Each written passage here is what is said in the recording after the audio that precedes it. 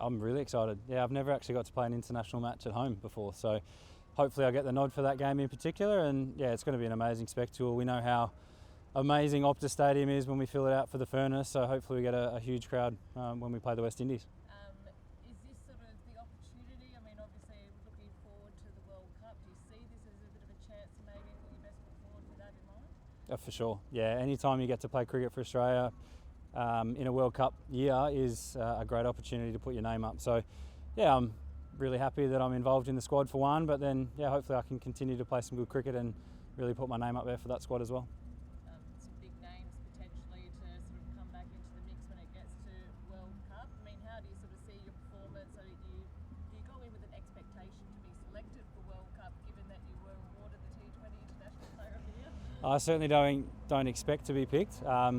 Hopefully my performances are good enough that I'm definitely in that conversation. That's all I can really ask for. I'm having a great time and really enjoying my cricket at the moment, so hopefully that just continues in that fashion. Just being awarded the T20 International Player, does that sort of give you confidence going into this game?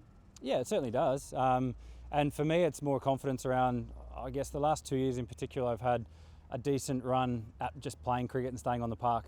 So I've been able to develop my game and really sort of just get that consistency, which everyone strives for, and I've had a decent crack at it, which I've been really excited about over the last few years. I guess a big part of your game has always been consistency. How many of those T20Rs are you hoping to get the nod for? I'd love to play all three. Yeah, you never want to miss a game for Australia in particular, but yeah, we've got I think 4 quicks in the squad, so there's probably going to be a bit of rotation within that. So a high likelihood of maybe playing 2, I'd guess. So hopefully, yeah, minimum 2. That'd be great. How much confidence did you get when you played in India for that T20I series late last year? Pretty well, pretty tough conditions for bowlers, but I mean, how much confidence did that give you? Yeah, a lot of confidence. And again, going back to the consistency piece, I played 4 out of 5 games over there with short turnarounds, so that was really a big confidence booster for me in terms of like getting on the park day after day. And then also the fact that the ball was coming out quite nice and I was able to execute my skills. That was the biggest thing for me, was that the plans that I had and we had as a team, I was able to execute what I wanted to, and the results went reasonably well from a personal point of view. As a team, we unfortunately lost that series, but it was a great learning opportunity for me, and getting to bowl in different phases of the innings as well in an international match was something that really excites me, and hopefully I can keep doing going forward. Yeah, basically around that they're really impressed with, I guess, the development over the last 12 to 18 months. Being able to bowl up front, in the middle, and give an option at the back end has been really important. So that's something I've worked really hard on, and something that I'm really proud of, that I can now give that option to the captain and the team, that I can bowl anywhere in that sort of 20 overs. Having worked through all your back issues and things you've had several years ago, do you feel now, even at 33, you've got quite a few years left to offer both the national side and Perth and WA as well? Yeah, I certainly do. And that was the thing back with those injuries from sort of 24 to 29. I played maybe 6 months out of every 12. So it's a case of, we talk a bit about bowling age sometimes, and I certainly had a few years there where I didn't play much cricket. So hopefully I can really tack that onto the back end of my career and play as much as I possibly can into my late 30s, yeah. Have you had to, I mean, I think when you had those injuries, there's a lot of talk about you sort of changing action and that sort of thing.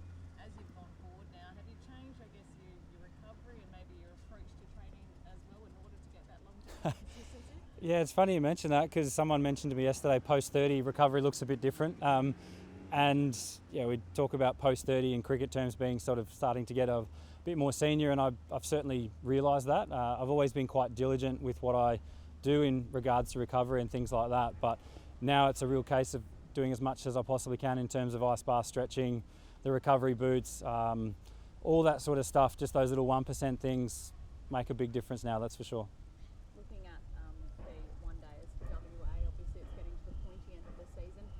Every win's important, but when there's potentially hosting on the line, how much more importance does that bring to winning the last game? Yeah, it's a huge thing. So we've got a win, and I think a few results go our way in Tassie to make sure that we can host that final. So yeah, unfortunately I might be touch and go to play in that one with the international commitments, but it's a case of making sure that we put our best foot forward. Unfortunately, it didn't go our way out here against New South Wales. We didn't execute the way we know we can and we like to. So yeah, bit more pressure, but guys thrive under that as well.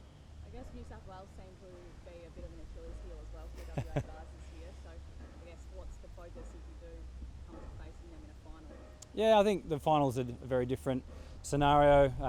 Everyone knows that it's cutthroat at the back end of the season, and it's something that we've had a lot of we've had a lot of experience over the last few years in finals. So we'd hope that that'll hold us in good stead, knowing that when the pressure comes on, that we can really handle that and make sure that we do that a bit better than the other team.